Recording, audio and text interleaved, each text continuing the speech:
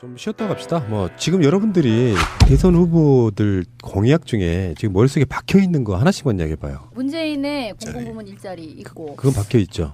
81만 개. 81만 개. 나머지 기억나는 거 없지? 홍준표의 홍준표 뭐냐 진짜? 뭐가 있었어요? 저기도 있어요. 친북 좌파 정권을 척결하자. 아 정교조와 뭐를 가만두지 않겠다 그랬는데 뭐라 그랬더라? 귀족노조. 아 귀족노조. 근데 그만큼 제가 봤을 때는 뭐 문재인 대표 워낙에 뭐 대세론에 가깝다고 할 수 있는 후보니까 공공부문 일자리 81만 개 정도는 지금 다 기억을 하고 있겠지만 그만큼 정책 선거가 되지 못하고 있다는 반증이기도 해요. 정책 선거를 막 하려고 하는 분위기가 되면 이게 언론들이 좀 망쳐놓는 부분도 없지 않아 있어요. 재미 위주로만 가려고 하는 그 언론의 속성들 때문에 정책이 묻히고 있는 측면도 있고요. 저는 확실하게 지지는 하고 싶지만 믿지 않는 공약이 있습니다. 뭔데요? 홍준표의 신형 불량자 300만 명 구제. 너무 좋은데? 근데 방법을 제시를 안 했어.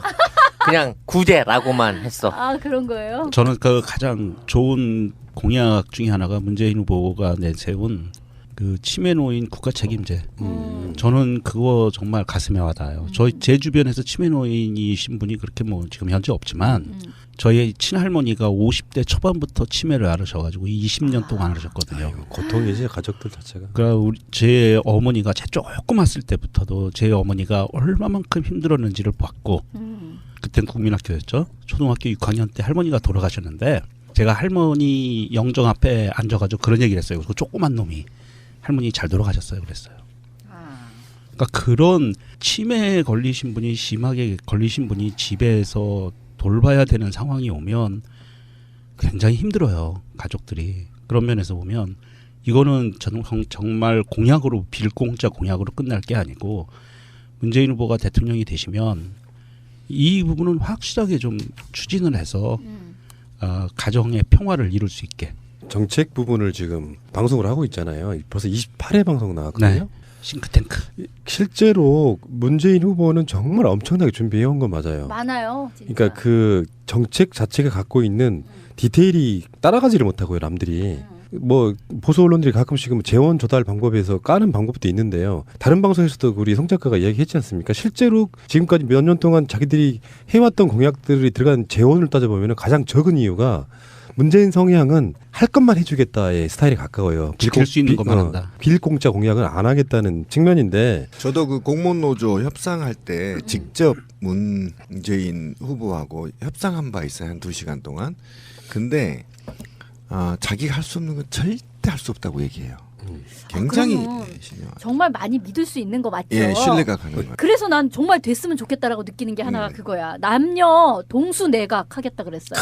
그러니까 30대 70에서부터 단계적으로 해서 임기 마지막에는 50대 50으로 맞추겠다. 할 수 이 얘기를 있지. 했어. 왜 못하겠어? 난 이건 정말 브라보. 왜 여성 할당제 30% 의무나 그다음에 공무원들 승진 고위 공무원들 30% 의무화가 노무현 대통령 때 했거든요. 그렇죠. 예, 그래서 굉장히 신장이 됐었던 건 그 이후에 붕괴됐다가 다시 또 이걸 부활하는 건데 저는 하나 플러스 국회도 150대 150 남녀. 그러니까 여야 법제 동수 의무화. 아니, 근데 남녀 그게- 동수 국회. 거기에 인위적으로 되면 안 돼요. 오히려 무리수가 되는 거고 지향 수점을 두고 아까 말한 것처럼 임기 끝날 때쯤에는 내각도 50대 50 만드는 건 저는 가능하다고 보는데 국회의원은 또 민의를 받는 거고 이런 부분이기 때문에 이제 그 구호를 딱 갖고 가서 나중에 그 즈음에 벌어지는 국회의원 선거 즈음에 공천을 그 정도로 하는 방식으로 하면 취해보게 이런 걸 그렇죠. 테니까. 모범을 보이는 거지. 자 어쨌든 간에 공약 이야기를 잠깐 해보는데요. 지금은 거대 담론의 공약은 아닙니다. 뭐냐면 각 후보들이 내놓은 공약들 중에 지금 모 언론의 보도를 보니까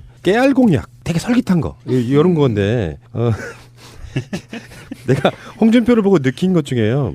우리 팟빵 게시판에 상주하시는 분들 중에 취미가 낚시인 분들이 꽤 많아요. 이분들을 위한 공약이 아닌가 싶어. 해상 복합 낚시타운 조성하겠다. 아니 홍준표를 보고 그런 이야기를 많이 하거든요. 이 사람은 뭐 술 취한 노인네 경상도 노인네 같다 막 이런 식의 얘기도 하는데 아닌 게 아니라 1호선 타고 서울에서 인천이라든지 서울에서 수원까지 이렇게 타고 가다 보면요. 정말 홍준표랑 비슷한 말투와 비슷한 내용의 이야기를 노약자 그 경로석에 앉아가지고 막 누가 듣든 말든 30분 40분을 떠드시는 분들이 계세요. 근데 이분들이 대부분은 등산복을 입고 있거나 아니면 낚시 이거를 메고 계신 분들 많거든. 나는 정말 이 사람들에게 있어서의 최애캐가 홍준표가 아닌가 싶어요. 저는 개인적으로 있잖아요. 낚시를 싫어해요. 그리고 뭔가 생명체를 죽인다는 걸 싫어해요. 그래서 저는 이 공약도 역시 쓰레기 공약이다. 아 그냥 잡아서 놔둬요. 아니 저는요. 대부분 놔줘요. 놔주는데 고기들의 IQ를 이용해서 말이에요. 죄송합니다. 장난치고 아가리 찢어서 다시 넣어주고 이게 무슨 아 짓이에요? 그 실내 낚시터 얘기고요. 저기 아 정말 그러지 좀 맙시다 진짜. 낚시 그거 얼마나 좋아요, 낚시 여기. 동호인의 낚시 동호인과 낚시에 빠져서 몇 년을 헤어나지 못하고 살았던 사람이로 죄송한 저는 마음 금할 수가 총 들고 없고요. 산에 다니면서 뭐 잡아먹는 사람들도 난 용서를 못해요. 아니, 사냥, 근데 이거는 사냥. 예, 그런 걸 왜 잡아먹어요? 홍준표의 그 이 해상복합 낚시 자원조성 바다 낚시를 하게 해주겠다는 그렇죠. 거잖아. 이게 저 좋은데? 얼마만큼 이게 말도 안 되는 공약이냐면요. 네. 우리가 바다 낚시를 다니는 사람들이요. 음, 목표 의식이 뚜렷해요.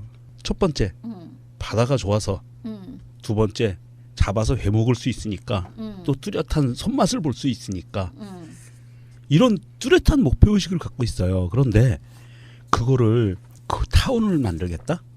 그럼 거기서 그냥 놀래는 얘기예요. 뭐 바닷가라든지 아니면 저수지 같이 만들어 놓고 바닷물 담아 놓고 그런 건 이미 있거든요. 가두리 양식장 비슷하게 그렇죠. 해놓고 저는 이게 뭐냐면 해상 낚시 납 다 버리죠. 나 이게 정말 용서 못해. 납 그다음 낚싯줄 다 버리고 오죠. 거기에 쓰레기. 돌고래들이 상처받고 아프다는 거 몰라요? 거기들 그러니까 이게 이 홍준표 다운 공약에 엔드 단서를 달아야 돼. 홍준표한테 내 문자 해야 되겠다. 낚싯줄 버린 사람 벌금 100만 원. 그 사람은 그게 자기를 지지하는 사람들에게 확실한 어떤 보답을 하는 그런 사람인 것 같아 진짜. 아니 납하고 낚싯줄을 버리는 거의 기준은 어디다 두느냐. 왜냐하면 바다에서 낚시를 하면 보통 이제 갯바위 낚시를 하거든요. 그러면 릴을 갖고 던져요. 그러면 이게 갯바위가 뭐냐면 갯바위에서 던지는 거예요. 바다로. 그럼 바다 밑에는 뻘이 아니고 바위투성이야. 그래서 낚시 바늘이 걸려서 끊어져요. 그럼 100만 원 내는 거야?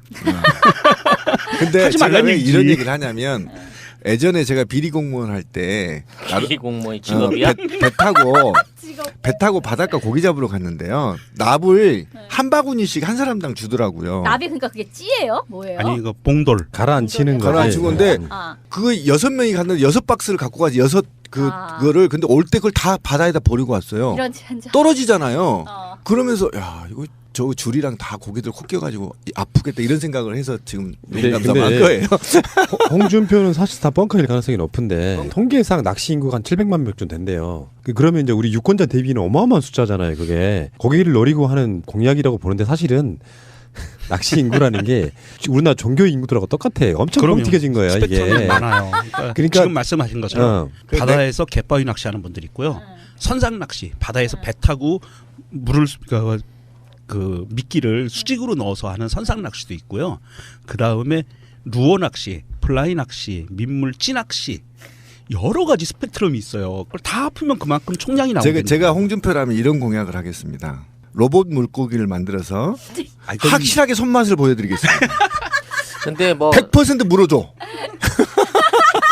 100% 물어줘. 그럼 낚시꾼들 손맛 좋잖아요. 아니 근데 이게 자꾸 이렇게 농담조로만 흐르니까 난 진지하게 하나 엮어보고 싶은 게 있는데 이게 박근혜 그 개발 공약 중에 그 임해 마리나 타운에 그 해양 리조트 개발 자유화 사업이 있어요. 아. 그러니까 바닷가나 인접한 부분에 그동안 개발 제한이 군사지역이라든지 뭐 환경보호지역들 안 되던 지역에 선상 낚시터, 보트, 식당 이 모든 거를 갖춘 레저타운을 활성화하겠다는 계획이 있었어요. 여기다 돈이 개입되어 있구나. 예, 그 돈이 개입돼 있다고. 그래서 응. 그거를 자유롭게 할 수 있게 하고 심지어는 거기서 술까지 팔 수 있게끔 개정을 했던 그 법안이 있어요. 그래서 나는 그걸 승계하려고 하는 게 아닌가 그러니까 싶은 그런 것 의혹을 같아요. 해봐요. 그러니까 지금 그 홍준표가 계속 어그로 끄는 이유 중에 하나가 사실은 준비된 공약이 없다. 그러니까 그렇지. 그 당에서 지금까지 공약 개발해 왔던 사람들한테 야 줘봐봐 이 중에 솔깃한 것만 지금 사용하고 거지. 있는데 아니 줘봐봐야도 안 해. 지 머릿속에 있는 걸로 내가 한 거라고 봐요. 그러니까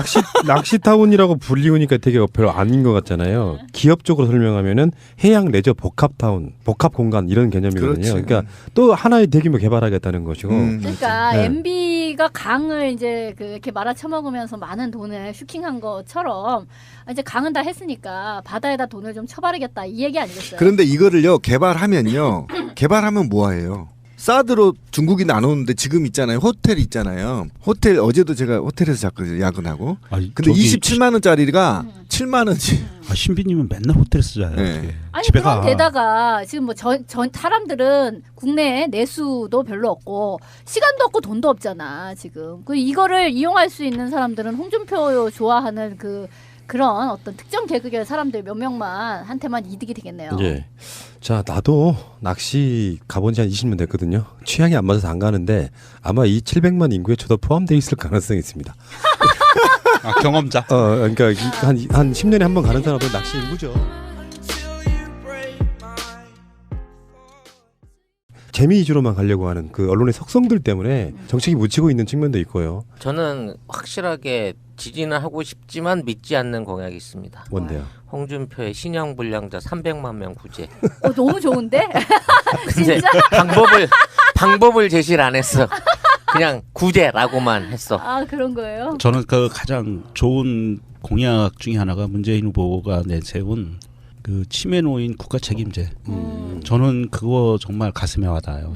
제 주변에서 치매 노인이신 분이 그렇게 뭐 지금 현재 없지만 저희 친할머니가 50대 초반부터 치매를 앓으셔가지고 20년 동안 앓으셨거든요. 아이고, 고통이지 가족들 자체가. 그러니까 제 어머니가 조그맣을 때부터도 제 어머니가 얼마만큼 힘들었는지를 봤고 그땐 국민학교였죠. 초등학교 6학년 때 할머니가 돌아가셨는데 제가 할머니 영정 앞에 앉아가지고 그런 얘기를 했어요. 그 조그만 놈이 할머니 잘 돌아가셨어요. 그랬어요. 그러니까 그런 치매에 걸리신 분이 심하게 걸리신 분이 집에서 돌봐야 되는 상황이 오면 굉장히 힘들어요. 가족들이. 그런 면에서 보면 이거는 정말 공약으로 빌공짜 공약으로 끝날 게 아니고 문재인 후보가 대통령이 되시면 이 부분은 확실하게 좀 추진을 해서 가정의 평화를 이룰 수 있게. 정책 부분을 지금 방송을 하고 있잖아요. 벌써 28회 방송 나왔거든요. 네. 싱크탱크. 실제로 문재인 후보는 정말 엄청나게 준비해온 건 맞아요. 많아요. 진짜. 그러니까 그 정책 자체가 갖고 있는 디테일이 따라가지를 못하고요, 남들이. 뭐 보수 언론들이 가성할당제 30% 의무나 그다음에 공무원들 승진 고위 공무원들 30% 의무화가 노무현 대통령 때 했거든요. 그렇죠. 예, 그래서 굉장히 신장이 됐었던 건 그- 그 이후에 붕괴됐다가 다시 또 이걸 부활하는 건데 저는 하나 플러스 국회도 150대 150 그러니까. 남녀. 그러니까 여야 법제 동수 의무화. 아니, 근데 남녀 그게- 동수 국회. 거기에 인위적으로 되면 안 돼요. 오히려 무리수가 되는 거고 지향 수점을 두고 아까 말한 것처럼 임기 끝날 때쯤에는 내각도 50대 50 만드는 건 저는 가능하다고 보는데 국회의원은 또 민의를 받는 거고 이런 부분이기 때문에 이제 이거 구호를 딱 갖고 가서 나중에 그 즈음에 벌어지는 국회의원 선거 즈음에 공천을 그 정도로 하는 방식으로 하면 취해보기는 이런 걸 그렇죠. 테니까. 모범을 보이는 거지. 자, 어쨌든 간에 공약 이야기를 잠깐 해보는데요. 지금은 거대 담론의 공약은 아닙니다. 뭐냐면 각 후보들이 내놓은 공약들 중에 지금 뭐 언론에 보도 가끔씩 재원 조달 방법에서 까는 방법도 있는데요. 다른 방송에서도 우리 송 작가가 이야기했지 않습니까? 실제로 지금까지 몇 년 동안 자기들이 해왔던 공약들이 들어간 재원을 따져보면 가장 적은 이유가 문재인 성향은 할 것만 해주겠다의 스타일에 가까워요. 지킬 수 있는 것만 한다. 빌공짜 공약은 안 하겠다는 측면인데 저도 그 공무원 노조 협상할 때 직접 문재인 후보하고 협상한 바 있어요. 한 2시간 동안. 근데 자기가 할 수 없는 건 절대 할 수 없다고 얘기해요. 굉장히 그러면 신중하죠. 정말 많이 믿을 수 있는 거 맞죠? 예, 신뢰가 가는 거예요. 그래서 난 정말 됐으면 좋겠다라고 느끼는 게 하나가 그거야. 남녀 동수 내각 하겠다 그랬어요. 그러니까 30대 70에서부터 단계적으로 해서 임기 마지막에는 50대 50으로 맞추겠다. 할 수 이 얘기를 있지. 했어. 왜 못하겠어? 난 이건 정말 브라보. 왜 좀 쉬었다 갑시다. 뭐 지금 여러분들이 대선 후보들 공약 중에 지금 머릿속에 박혀 있는 거 하나씩만 이야기해봐요. 문재인의 공공부문 일자리 있고. 그건 박혀 있죠. 81만 개. 81만 개. 나머지 기억나는 거 없지? 홍준표의 홍준표 뭐냐 진짜? 뭐가 또 있었어요? 저기도 있어요. 친북 좌파 정권을 척결하자. 아 정교조와 뭐를 가만두지 않겠다 그랬는데 뭐라 그랬더라? 귀족노조. 아 귀족노조. 근데 그만큼 제가 봤을 때는 뭐 문재인 대표 워낙에 뭐 대세론에 가깝다고 할 수 있는 후보니까 공공부문 일자리 81만 개 정도는 지금 다 기억을 하고 있겠지만 그만큼 정책 선거가 되지 못하고 있다는 반증이기도 해요. 정책 선거를 막 하려고 하는 분위기가 되면 이렇게 언론들이 좀 망쳐놓는 부분도 없지 않아 있어요.